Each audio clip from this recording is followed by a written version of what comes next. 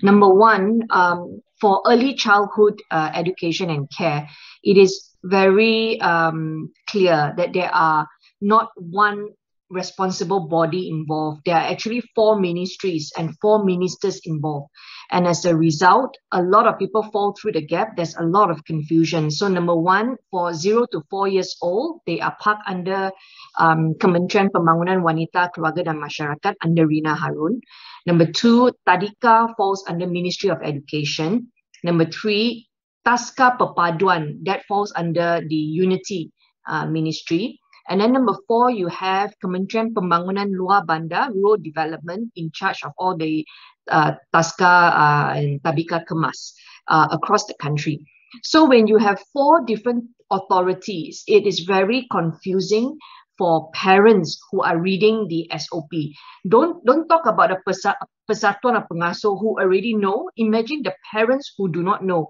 When they are reading this, they won't know that there are 4 different ministries. They won't know that these are all separate authorities.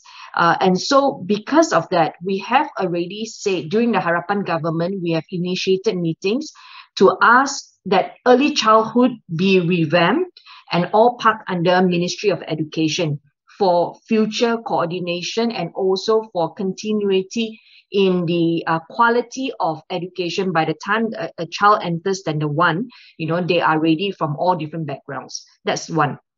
Now, number 2, this also touches on dual licensing problem. Dual licensing problem is where you have a Taska or a Tadika taking care of younger or older siblings. Okay, because parents have been urging this is how the early childhood service has evolved over the few years, and now there are many centers providing these dual services, Taska and Tadika.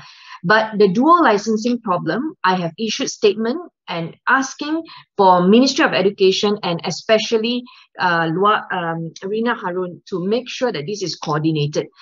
This needs to be resolved because at the moment they are all without this dual licensing, and as a result, sometimes they can end up being summoned in this very difficult environment.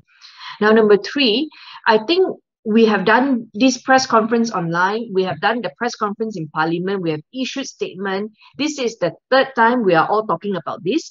And so I think once and for all, the government or MKN needs to just come up with an announcement that childcare, especially for children under the younger ones especially, needs to be labeled essential service and nobody is to touch that.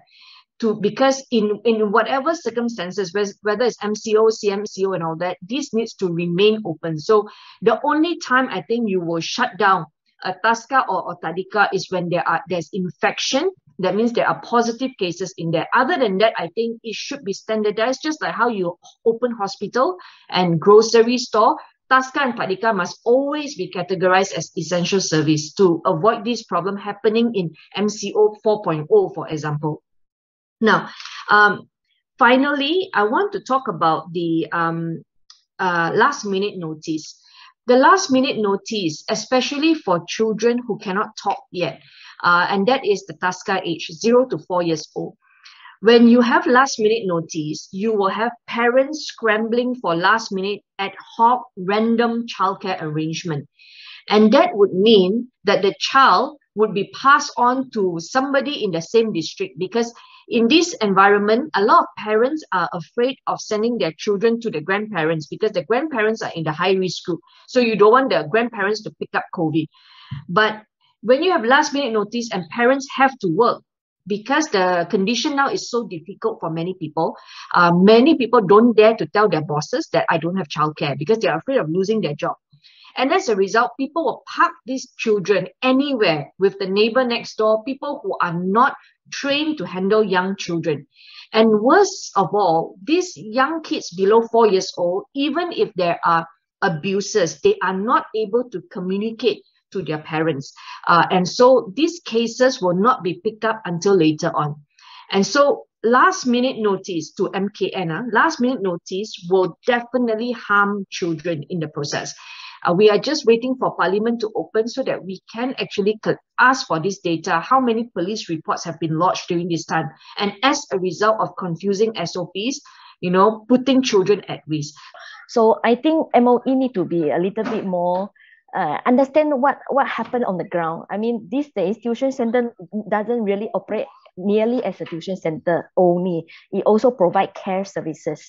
Just like what Hannah mentioned just now, kindergarten is no longer just kindergarten. They also provide care services. And therefore, when you say kindergarten cannot operate because the preschool in government school also are closed, it doesn't make sense, because in government school, preschool is merely preschool. So after 4 hours, kids go back to school. There is no so-called care services being provided in the preschool in government school. However, the kindergarten that operate in the private sector actually has totally different. I mean, some kindergarten, yes, they still merely provide kindergarten education services, but many, I believe the majority of the kindergarten these days, they provide care services, not just for children between 4 to 6 years old, but also for children who are attending primary school. And therefore, I think when MOE doing their planning, they need to understand what happens in bahagian swasta, in the private sector. And they cannot consider, they cannot think that, or cannot assume that kindergarten should be put under the same standard like preschool. Because preschool in the government school is totally different. It's only 4 hours, and then after 4 hours, kids go home.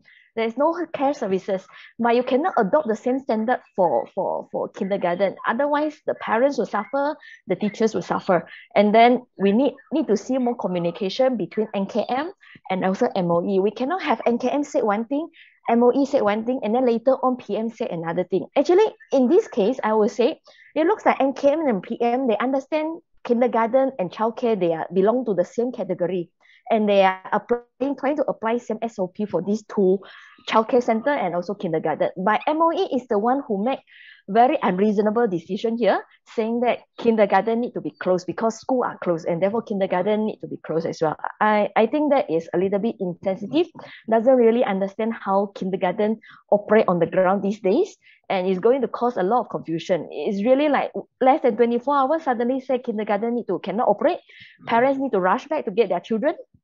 And then less than 24 hours, PM now said kindergarten actually can operate during MCO again. So I think, very sorry to say, but I think MOE is making a fool of themselves in this case. So we really need the minister, the deputy, and the ministry to be more sensitive and be more reasonable when planning all these MCO and all these SOP.